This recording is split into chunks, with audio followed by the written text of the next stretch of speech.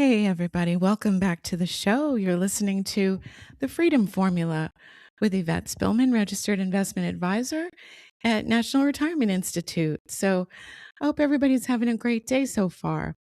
And here in beautiful Southern crazy California, it's pretty good weather. Can't complain compared to the rest of the country. I have a stepdaughter in South Dakota who tells me that it is just about 10 degrees outside. If you saw the pre Super Bowl games, you could see what's happening in the New England area and in Denver. And geez, I'm just amazed. Friends from Texas have been calling and emailing and saying they were hunkering down for a blizzard. So crazy, crazy weather.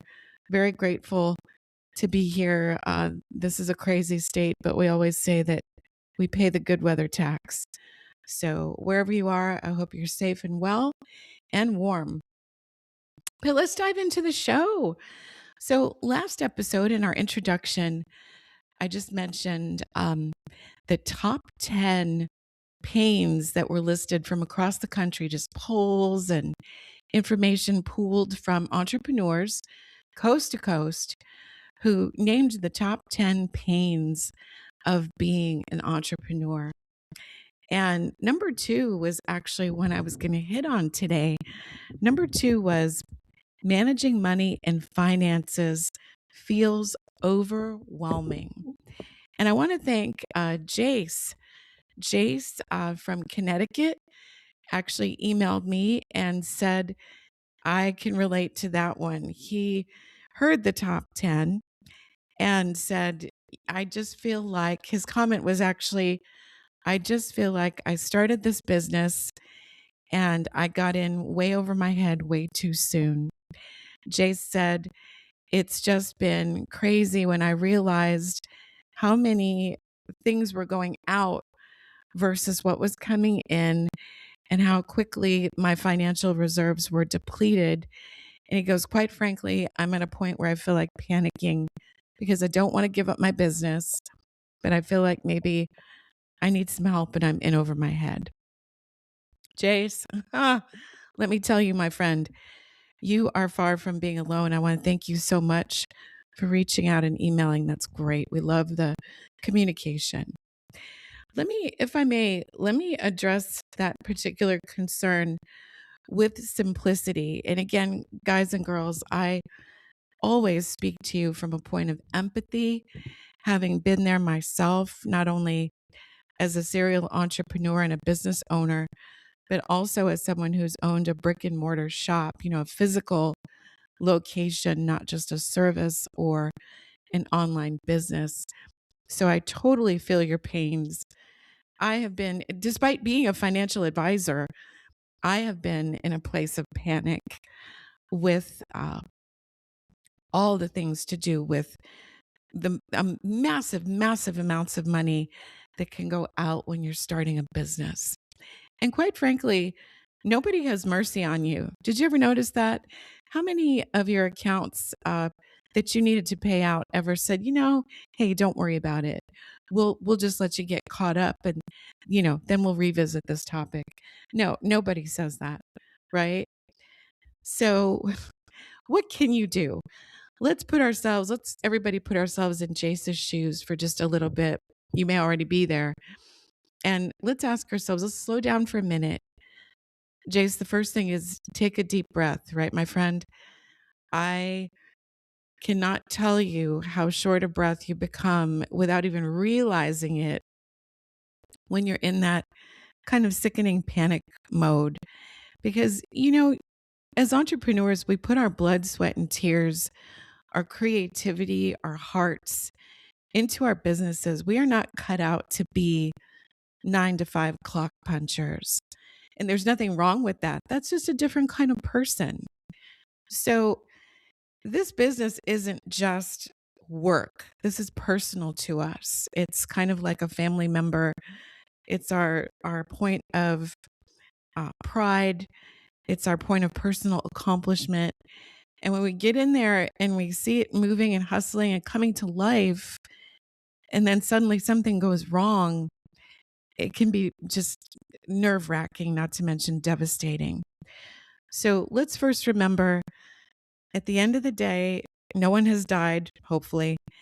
And let's just kind of take a step back, calm down, and reassess the problem.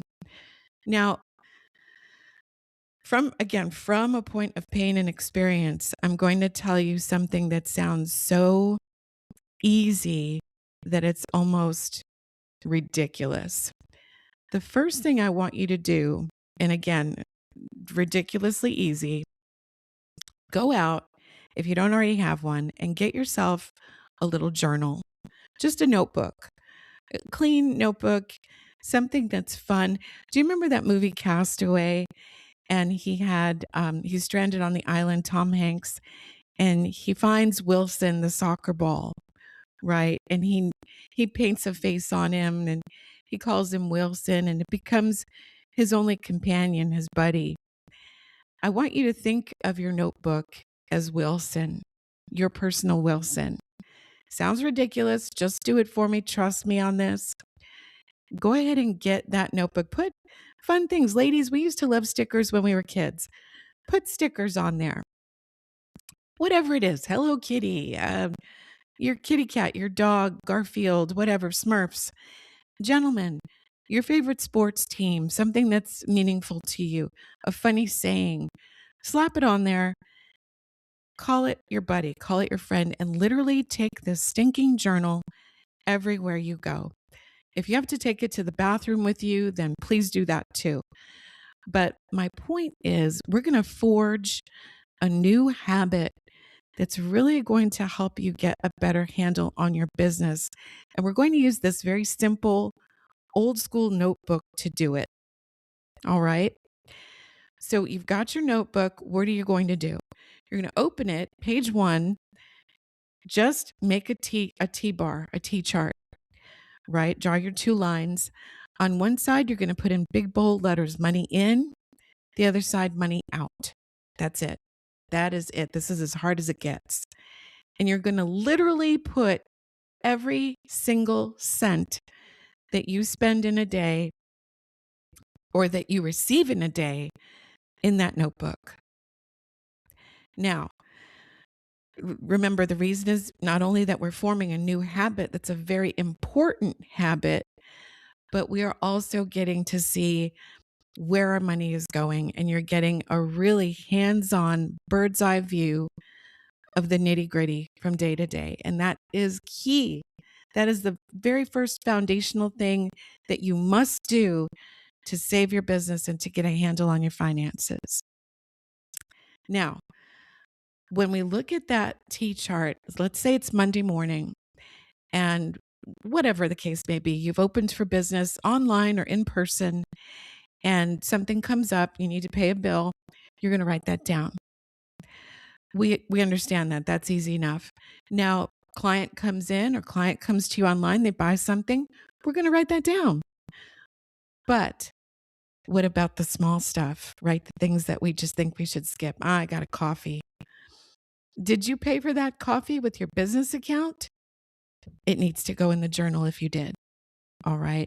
And my suggestion is a strong suggestion, and aside from the journal itself, is one of the biggest things that can destroy your LLC protection or your business formation protection and break that corporate veil and hurt you personally is the commingling of funds. And we'll discuss that in another show. But never, never, never commingle funds.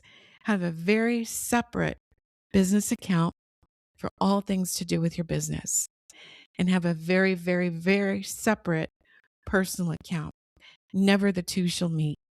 I want you to, now I'm guilty of that. I messed up big time just out of sheer exhaustion and wearing all the hats. It was just to the point where I said, I'll pay for that, and then I'll get it back from the business later. And I created an accounting nightmare, and without even thinking about it, I know better. Without even thinking about it, at that time, this was a couple years ago, I pierced my own corporate veil, or could have, and could have put myself in a very dangerous position of exposure by commingling my funds. So never do that, folks. Look at your personal account as gasoline and your business account as fire. Never the two should meet. Now, let's go back to the journal. So document every single thing. And just, you don't have to do this for eternity. Try doing it for a month and be diligent. Act like it's just part of your day. It's like breathing and eating. Just sit down with that journal, 2 seconds. Boom, boom. Write it down. All right. I had to buy new paper. Staples paper, $7.95. Okay. And then you close it. You're done. But this habit, and please, I'm asking you to trust me on the journal part. I know some of you are techie and you're great at just going online, handling QuickBooks and Excel, and that sounds like an easier fix. Don't do it. Go old school notebook. There's something that connects that active writing to your brain and commits us to memory far more than going and typing it in a program. And that's what you need. You need to be able to know, have a handle on, and remember every single cent that's going out in your business versus every cent that's coming in, at least for a 30 to 60 day time period. All right. So that's the first great thing you can do. Jace, everybody who might be in that position, just start that journal and just keep that with you. Remember, it's your buddy. It's going to bail your butt out. You're going to have a great understanding, because what do we do as entrepreneurs? What we just said it, we wear all the hats sometimes, right? Especially when we're starting out. So it's not that we have time to sit there and do accounting every single day. And that's fine. Sometimes I've seen many of us just kind of want to look the other way, like, all right, you know what? I know some money came in today. I know some money went out today. I'll just deal with it at the end of the month. No, this journal is going to have you on top of it, literally minute to minute updates, right? So you can see every single cent and know things that you can improve on, things that you can cut out, things that you can add. You're going to be literally on the pulse of your business. And all it takes is this $3 notebook and a pencil. Okay. What else? What else can you do? Just, again, simplistic advice that's so effective. And none of us do it. When you go to look at that notebook at the end of the month and you've added up all of your columns, right? What came in versus what went out. It may not look so good. It may look great, may not. But what you want to do at that point is just hone in on one thing. Just one. That's literally it. For example, the cell phone bill, or the business telephone bill, or the whatever it is. I'm just drawing a blank there, but there's lots of things to choose from. I'll give you an example of one that I honed in on back in the day when I had my brick and mortar dog grooming business. I honed in on the electric bill. I was horrified. I opened the electric bill. I about fell out of my chair onto the floor. It was over $2,000. And I was like, oh my God, I've got to call them. And at the time, I wasn't keeping a journal, which I should have been. But I was so shocked by this bill that that's the one that I honed in on that month. And I just called them on the phone and I said, look, you guys, I'm a new business owner. I gave them the song and dance. I don't have an unlimited amount of funds. And when I opened this bill, it was about 4 times what I expected it to be for my space. So what can I do? Because certainly the landlord doesn't cover it. And do you know, I was shocked. Normally you think, big power company, they could care less. I was shocked. They actually came out, they sent a person, they looked at all my fixtures, they did an assessment. I got new bulbs, LED, energy friendly bulbs. They checked anything and everything I had plugged into a socket. They gave me an assessment in writing, things that I could change, programs that I could qualify for to upgrade things like energy efficient windows. Which unfortunately, I was renting, so that didn't apply to me, but would have been nice if the landlord would have done that. Sidebar there. And then additionally, they said, okay, look, we have you in this particular bracket of energy and the associated cost. And what we're going to do is, because you've been a good customer, we're going to move you to this different bracket. So I got quite a large savings. And then I also found out that I could qualify for um, like a formatted bill. In other words, I forget the name of it, but where they lock you into a certain dollar amount every month. And that was really helpful. And I've tried that with cellular service, with phone service, with internet, with the energy bills, with the water bill, which unfortunately was not so successful. But it's just a great example that if you find a person who's a real person at these companies, at your vendors, you'd be surprised that just by asking and being kind and just wearing your heart on your sleeve a little bit, you'd get quite a bit farther than you might think. And that's one great way to save. So the encouragement there is just once a month, focus on one thing that you can reduce in your business as an expense. And hopefully you'll have some great things to tell me about and some positive outcomes. So, number one was the journal, keeping your finger on the pulse of your financial life in your business. And number two, just honing in on one thing, not allowing yourself to get overwhelmed. Please don't tackle all of your vendors at once. It's disheartening, it's disruptive. You don't have time for it. Just one at a time and see what you can reduce. Now, let's go over to the income side, the in money. What can you do there? Well, let's take a good look. Now, this is something we would strategize with you one on one in one of our personal business consultations, in addition to things like building your brand story. But if you, depending on the business that you're in, if you hone in on a couple of key ideas, for example, could you create a subscription model for what you sell? Is there any way to do that? And then get online and promote it, tell a story around it. Is there any way to offer a discount for buying more? Again, we're trying to focus on getting higher margins, right? So, could it be a referral program? I mean, you've heard of all these things, but stop and think about it and see how you could apply these to your business. If you have physical items, could it be that you can package things? When I first came out of school, I'll tell you something really interesting about packaging things. For quite a few years, I worked as a traveling makeup artist for the Estee Lauder Corporation. This is back when Estee was alive. And, she was a great lady. Um, we didn't like the company so much after she died, but while she was alive and with us, she just treated us really well. And this was a freelance thing I did while I was, pursuing other things in life. And what I realized was every holiday season, we were instructed from management to put together packages that looked attractive.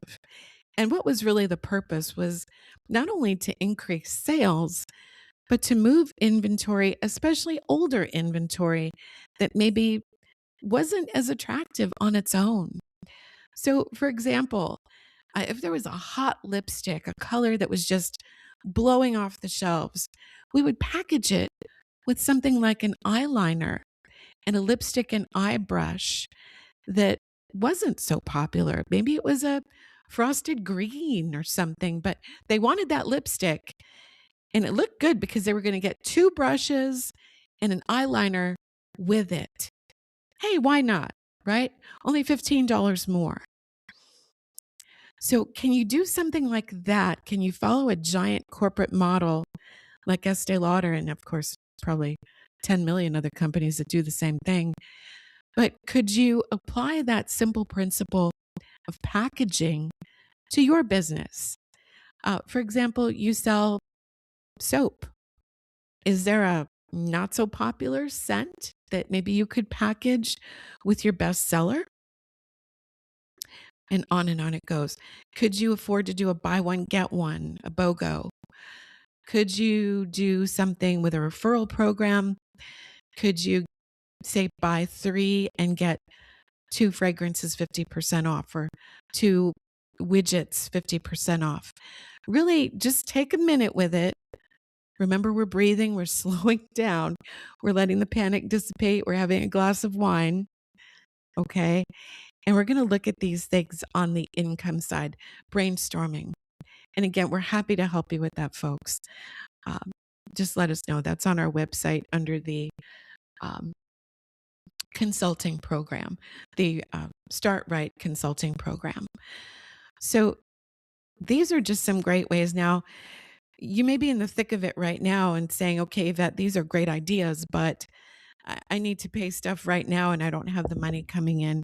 I'm still in that panic mode, even though I understand where you're going with these tips. Well, I hate to say this, but I know how hard it is to get lines of credit. That is probably the quickest way to solve the problem, is just to have a revolving, not a credit card. Please, oh Lord, and please, that's a whole other show. Please don't be charging things on expensive, high rate interest cards, credit cards, and saying, I'll do better next month and pay it off. Please don't do that.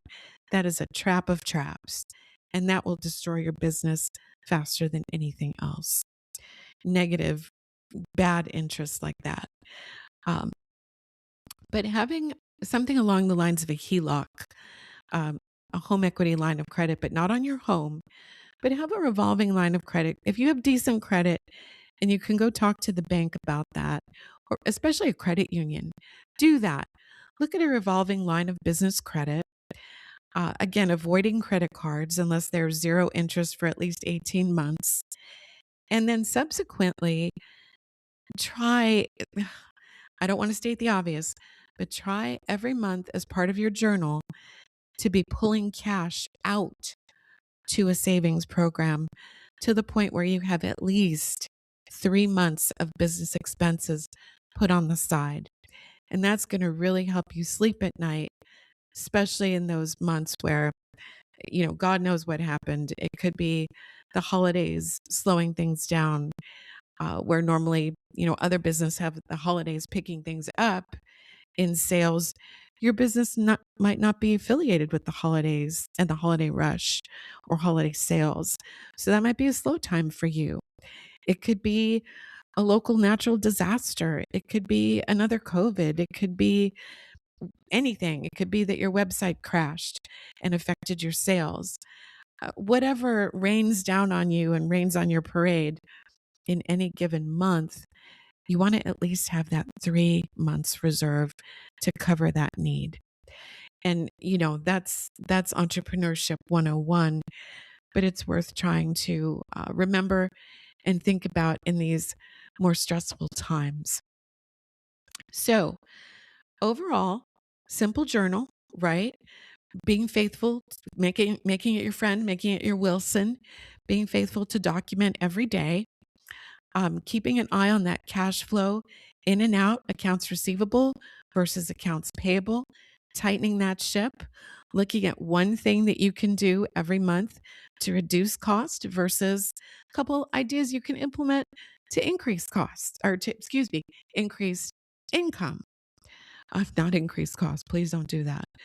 And then it's another pain spot that entrepreneurs have to go through, but last on the list is eliminate the non-essential spending. And sometimes that really hurts.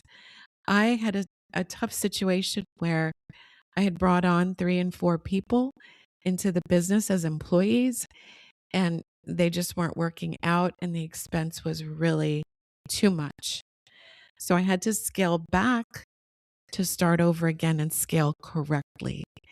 And that's a common mistake, is doing too much too quickly, expecting a lot of business to come in and then having to backtrack. So eliminate non-essential spending as much as possible. Now, entrepreneurs, does that mean that you should do everything in your own business and wear all the hats permanently? No, certainly not. That's a quick way to die. Basically, just keep an eye on that journal and see when you can scale. When you really see profits strongly exceeding output, perfect. When those profits are exceeding expenditures and you feel comfortable that you can safely add someone on and you have a cushion, fantastic, right? And look at things like, if you can do virtual assistants, do that. There's a great site. I think it's called onlinejobs.ph, like Papa Henry. And these are college graduate, bachelor degreed, associate's degreed men and women in the Philippines working for very modest salaries compared to what we have here in the US, and can do great work for you if you open up a line of communication with them. And it is a certified service. So they have to go through an agency, they have to prove all their credentials, and then they're permitted to offer themselves to work with you and to interview with you. So it's not like, you jumped on Fiverr or Upworks and hoped for the best. This is an actual agency with qualified people who have been vetted, and I highly recommend it. Again, if it's that type of service that you need. So I hope this was helpful.